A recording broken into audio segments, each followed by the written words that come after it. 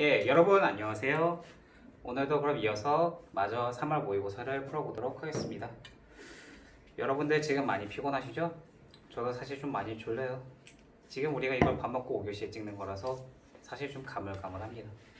하지만 그럼에도 우리는 이게 본분이니까 그래도 할 건 해야 되겠죠? 바로 35번부터 37번까지 최고운전을 오늘 들어가 보도록 하겠습니다. 최고운전에서 이렇게 다음들을 읽고 물음에 답하시오라고 얘기가 되어 있는데요. 최고운전이 어떤 소설이라면 실존 인물, 최치원에 대한 그것을 가상으로 꾸며낸 이야기입니다. 여러분들 최치원에 대해서 좀 아세요? 최치원의 대표적 작품이라고 하면 뭐가 있죠? 그렇습니다. 추위와 오중이 있죠. 밤 깊은 날에 뭐뭐해서 뭐뭐하니 그런 얘기들. 이때 신화 육두품으로서 여러분들이 잠시만요. 예, 다시. 여러분들이 국사에서 신라 육두품들, 그 중에서도 최치원, 이 사람이 뜻을 펴고자 했지만 당시의 진골 세력들, 기존의 상위 세력들한테 밀려서 그 뜻을 제대로 이루지 못했다. 그런 얘기들을 쭉 했어요. 그렇다면 이 최고운전은 어떤 소설이냐 하면 바로 그 실존인물 최치원에 대한 가상 소설입니다. 그렇다면 왜 가상을 썼을까요? 그 이유는 바로 대리만족을 위해서예요. 우리가 최치원에 대한 얘기를 하는데 그 사람이 뜻을 제대로 펼치지 못했다는 사실을 당대 사람들이 이미 알고 있습니다. 알고 있는데 그렇다면 이 사람이 만약에 이 당시에 이런 활약을 했으면 어떻게 됐을까? 그 얘기를 하고 싶어서 넣은 게 바로 이 소설이에요. 그래서 이 최고운전 같은 경우는 두 가지가 혼재되어 있습니다. 하나는 바로 실존인물 최치원에 대한 현실성이에요. 다른 하나는 그 현실 인물을 가지고 가상의 이야기, 가짜 얘기를 꾸며낸 바로 허구성입니다. 이 현실성과 허구성의 조화를 조금 어려운 말로 이렇게 얘기해요. 허구적 형상화라고. 이 허구적 형상화라는 대사는 여러 개에서 많이 나오지만 그것도 잠깐 바꿔서 주로 어떤 장르에서 많이 나오냐면 소설입니다. 소설 중에서도 특히 역사를 다룬 분탕소설이나 고전소설, 대표적인 걸로는 임경옥 정도 있고 혹은 아주 대표적인 걸로 박시정, 그 외에도 임진록 등 여러 작품들이 있습니다. 임진록을 두 번 얘기했나요? 하여튼 뭐 그런 작품들이 바로 이 최고운전에 해당이 되는 거죠. 그렇다면 최고운전이 지금 이 파트에서 어떤 얘기를 다루고 있는지 본문을 내려서 알아보도록 하겠습니다. 좀 내려볼게요.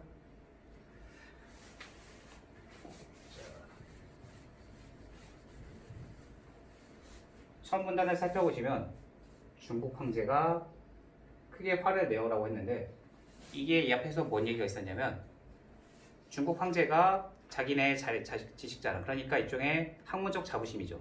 그걸 자랑을 하려고 사신을 신라에 파견을 해요. 파견을 했는데 그 과정에서 해변가에서 시를 짓던 최고운을 마주칩니다. 마주쳤는데 거기서 깨져요. 시집길에서 깨집니다. 그래서 패배하고 돌아오니까 거기서 중국 황제가 열이 받은 거예요. 야, 그래서 너네가 그렇게 시집길을 잘해? 그럼 이것도 한번 풀어봐. 라고 이 과정이 나오는 겁니다. 그래서 바로 여기서 이제 시련이 등장하는 거죠. 중국 황제가 이제 신라를 고탕을 먹이려고 꾀를 냅니다. 너희 나라가 만약 이 함 속에 있는 물건을 알아내서 시를 바치지 못한다면 너희 나라를 도살해 없애버리겠다. 먼저 여기에 시에 대한 얘기가 나옵니다.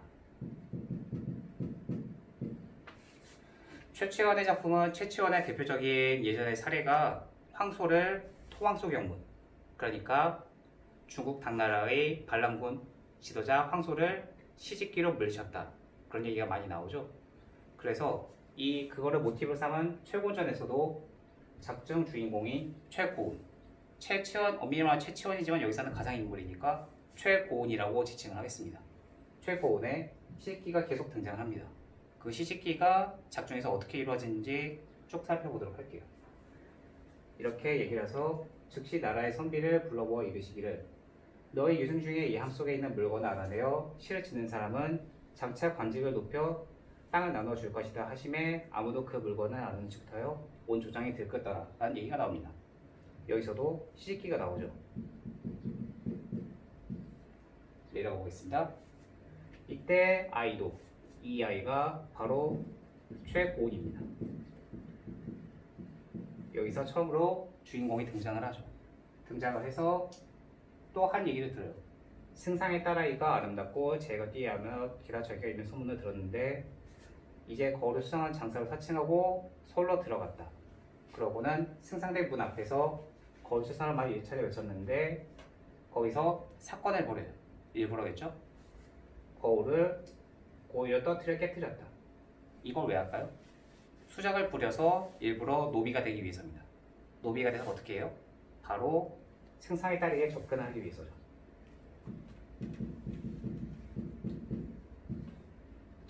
이거랑 비슷한 작품이 우리가 고려가의 쪽으로 들어가면 고려가가 아니라 더 넘어가서 향가로 들어가면 바로 이런 작품이 있습니다. 백제 우학의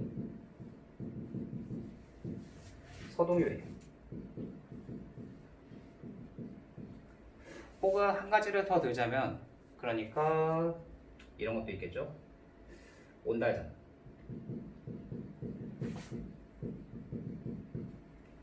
이런 작품들의 공통점은 신분이 낮은 주인공이 등장합니다. 그런데 그 신분이 낮은 주인공이 신분이 높은 사람, 공주라든가 혹은 귀족이든가 그런 사람들과 혼인을 하고 싶어요. 그래서 어떠한 사건이 터집니다. 그리고 사건 후에 어찌어찌해서 결혼을 하죠. 그런데 그 과정에서 이 신분이 미천하게 여겼던 사람들이 비범한 능력을 발휘를 합니다.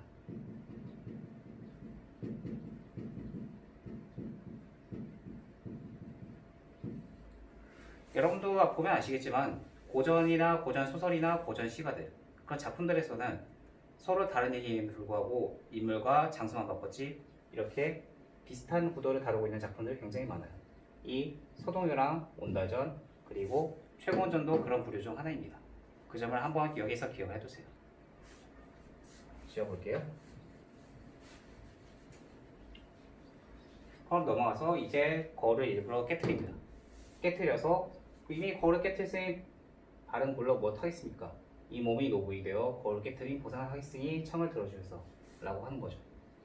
노복이 되어서 이제 그러니까 승상의 딸이랑 어찌어찌 잘 해보려고 지금 얘기를 하는 겁니다. 내려가 볼게요. 그리하여 여기도 다 지우고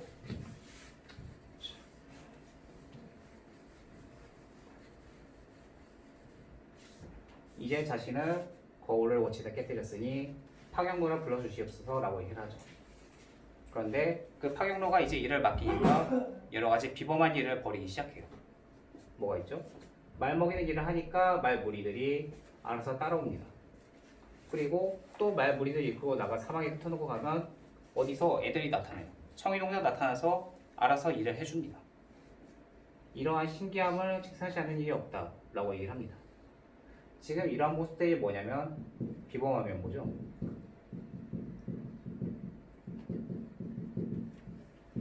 비범함은 현대소설에서도 가끔씩 등장하긴 하지만 특히 고전소설 그 중에서도 영웅소설입니다. 영웅소설 외에 단고소재예요.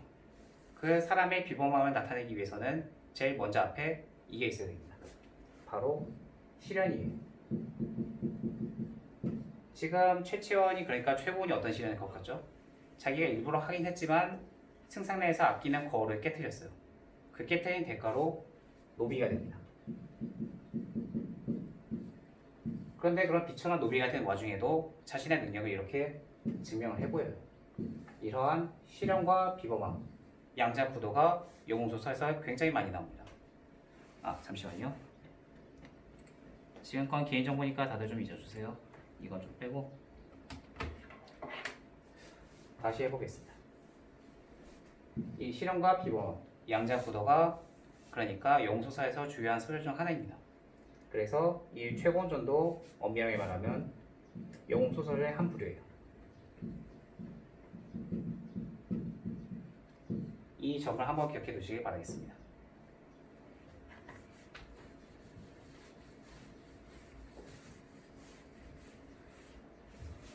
그렇게 이렇게 비범함을 계속 보이니까 승상 부인이 얘기를 해요.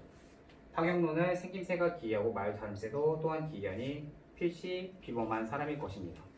항상 미용소사의 특징이 뭐냐면 영웅이 비범함을 보이면 그 비범함을 알아주는 사람들이 나타납니다.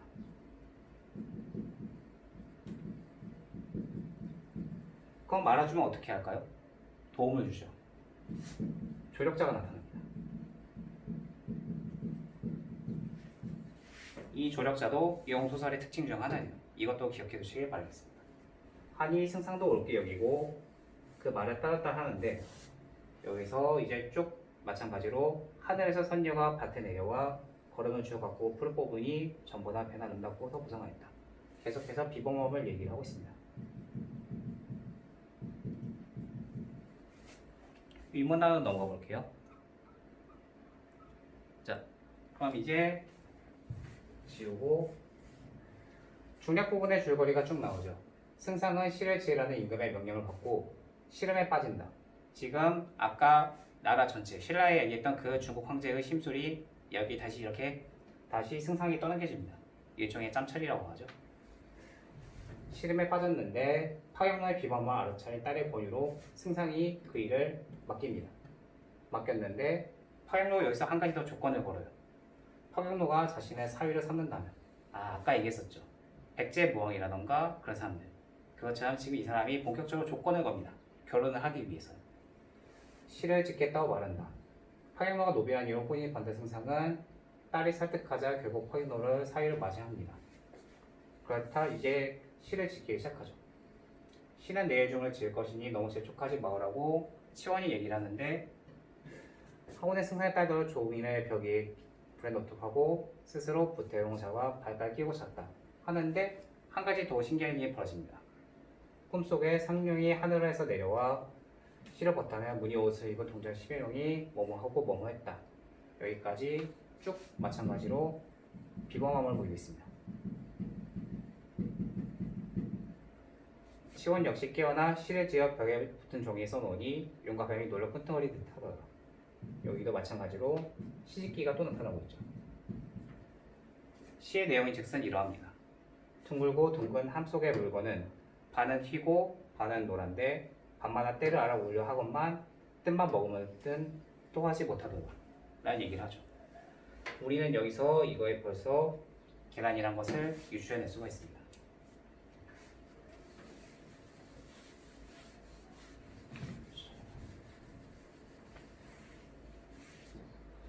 그래서 이제 그 시를 승상의 딸을 시켜서 승상에게 바치게 합니다. 승상이 이거를 다시 왕에게 바치죠. 왕이 보시고서 크게 놀라 물으시기를 어떻게 대답하니까 신이 지은 것이 아니라 신의 사위가 지은 것입니다. 라 하여 왕은 사신왕이 이것을 황제에게 전달합니다. 황제가 이걸 보고 말하기를 둥글고 둥근 함 속의 물건은 반은 휘고 반은 노란데 계란이죠. 계란인데 그 뒤에 밤마다 때를 하여 울려 하건만 뜻만 먹으면 뿐 토하지 못하더라. 이게 계란이에요. 계란은 못 오죠.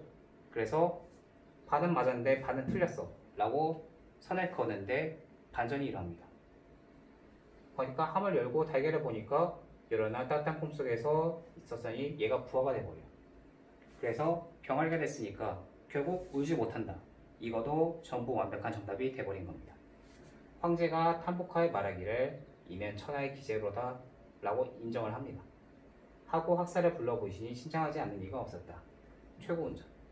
여기까지가 최고운전에 대한 얘기가 되겠습니다. 그럼 본격적으로 이제 한번 문제를 넘어보도록 할게요. 자, 내려가서 35번부터 살펴보겠습니다. 35번은 이건 쉬운 문제니까 바로 바로 풀어볼게요. 1번 아이는 승상댁의 노복이 된 이후에 도람의 존재에 대해 알게 되었다. 아니죠. 알고 있었어요. 알고 있으니까 자기가 일부러 거울 장소로 자철해서 거기서 거울을 깨뜨려서 파경로가 된 거죠. 그리하여 사건을 해결합니다. 그래서 1번은 틀린 얘기예요. 2번을 살펴보시면 아니다. 이게 적절하지 않은 것은 이라고 하니까 1번이 정답이 되는 거죠. 그래서 바로 정답이 1번이 나옵니다. 2번을 살펴보시면 승상의 부인은 파경노의 외모와 행동을 근거로 그가 범상한 인물이 아님을 알아보았다. 비범함이죠. 그리하여 이 승상의 부인이 파경노에게 중책을 맡기는데 도움을 줍니다. 조력자죠. 2번은 맞는 얘기예요. 3번을 살펴보시면 승상은 파경노의 천하일지 맡기달라. 2번과 연계되죠. 그 부인의 말을 따랐어요. 이것도 맞는 얘기입니다. 4번 보시면 파경노는 승상의 딸과 결혼 후 자신의 이름을 스스로 치원이라고 지었다. 이것도 본문에 나오죠. 자신의 이름은 치원, 자는 고운이다 라고 해서 최고운이라고 불러달라. 그 얘기를 합니다. 이것도 맞는 얘기예요. 5번에 보시면 승상의 딸은 치원이 지은 시에 대해서 처음에 회의적인 반응을 보인 승상에게 자기도 치원과 같이 청의 동자와 용이 나타난 꿈을 꾸었다. 그러니까 이건 비범한 일이다. 해서 맞는 얘기가 아니었겠느냐라는 설득을 해요. 설득을 하기 때문에 5번도 맞는 얘기입니다. 그래서 답이 1번이라 바로 골라내실 수 있겠습니다. 36번으로 넘어가 볼게요.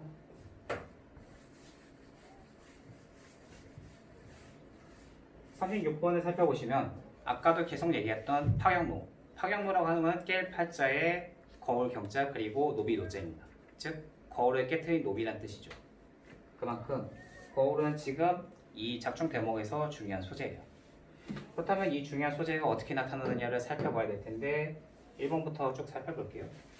아이가 승상의 자신의 능력을 증명하는 데 사용된 소재이다. 지금 거울을 깨트린 거 가지고 자신의 능력을 증명했나요? 아니죠. 그냥 자기가 노비가 되겠다. 그런 일화 정도만 얘기를 한 것이 비범한 능력을 증명하는 데 사용되지는 않았습니다. 그래서 이건 틀린 얘기예요. 2번을 살펴보시면 승상댁의 노보로 들어간 아이가 겪게 될 고난을 암시하는 소재이다. 이거는 조금 애매한데요. 지금 승상댁의 노비로 들어간 그 자체가 고난이라고 생각하면 그렇게 볼 수도 있어요. 하지만 이거 가지고 고난을 얘기는 조금 애매합니다. 일단 세모를 쳐둘게요. 3번을 살펴보시면 아이가 승상의 사이가 되려는 내적 욕망. 좀 더 엄밀하게 말하면 승상의 딸이죠. 딸이랑 결혼하는 욕망을 실현하기 위해서 일부러 수작질을 벌이는 것. 그래서 바로 3번이 정답입니다. 지금 보시면 2번이랑 3번처럼 둘 다 정답 같은데 하는 문제가 있는데 그런 문제들은 조금 애매한 게 있고 딱 보면 확실한 거. 내적 욕망. 내가 결혼하고 싶으니까 여기서 이렇게 접근할 거야. 그럼 뭐가 좋을까? 거울이 되겠지. 하는 식으로 딱 확실한 문제가 있어요. 그럴 때는 확실한 게 정답입니다. 애매한 거랑 확실한 게 있으면 확실한 걸 푸는 거. 이런 게 주로 문학에서 상당히 많이 나와요. 애매한 거는 딱 아니라고 그럴 수 있어야 됩니다. 그래서 3번이 답이에요. 4번을 보시면 혼인을 둘러싸고 아이와 승상 사이에서 긴장감이 조성된 것을 예고하는 소재입니다.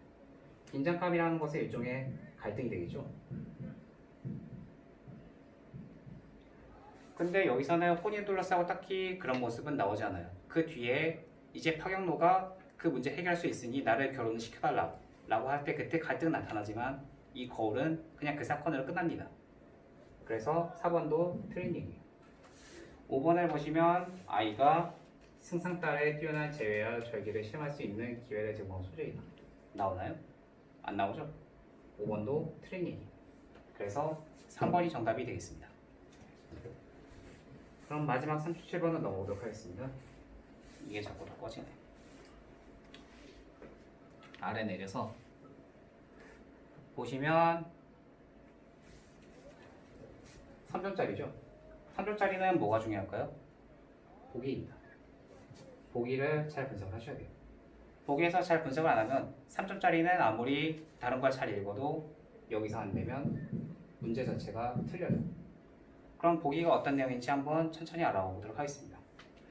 여기서 보시면 선생님도 아까 비슷한 얘기를 했는데 최고운전은 시집계를 통해 주인공과 국가가 당면한 문제 상황이 해결되는 구조로 서사가 전개되고 있다. 이 작품은 뛰어난 능력을 가지고 있으나 아까 얘기했었죠? 최치원의 실존 인물에 대한 얘기를 하는 겁니다. 신분적 한계, 육두품이었죠. 자신의 능력을 제대로 펼치지 못했던 실존 인물, 최치원이죠. 최치원의 삶을 바탕으로 창작되었다. 여기는 허구입니다. 이거는 실제죠. 지금 허구랑 실제가 같이 연계되고 있어. 최치원의 삶이 주인공의 투명하여 형성하는 과정에서 그의 비범함이 극적으로 부각되며 아까 쭉 비범함에 대해 얘기를 했었죠. 이는 주로 바로 시짓기입니다. 시짓기에서 남들이 풀지 못했던 문제를 단번에 해결하는 그런 비범함. 이런 게 어떤 면모죠? 바로 영웅입니다. 아까도 얘기했지만 그래서 최치원의 소설이 아니라 최고원전을 영웅소설이라고 불러요.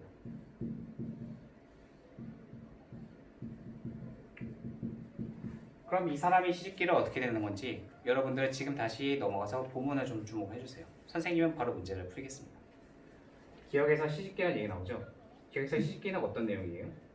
바로 중국 황제가 문제상을 빠뜨립니다. 돌 함 속에 있는 내용을 돌을 열지도 못하는데 그게 뭔지 알아맞혀라. 말이 안 되죠? 그런 불합리함을 설명하는 시집기가 기억입니다. 맞는 얘기죠.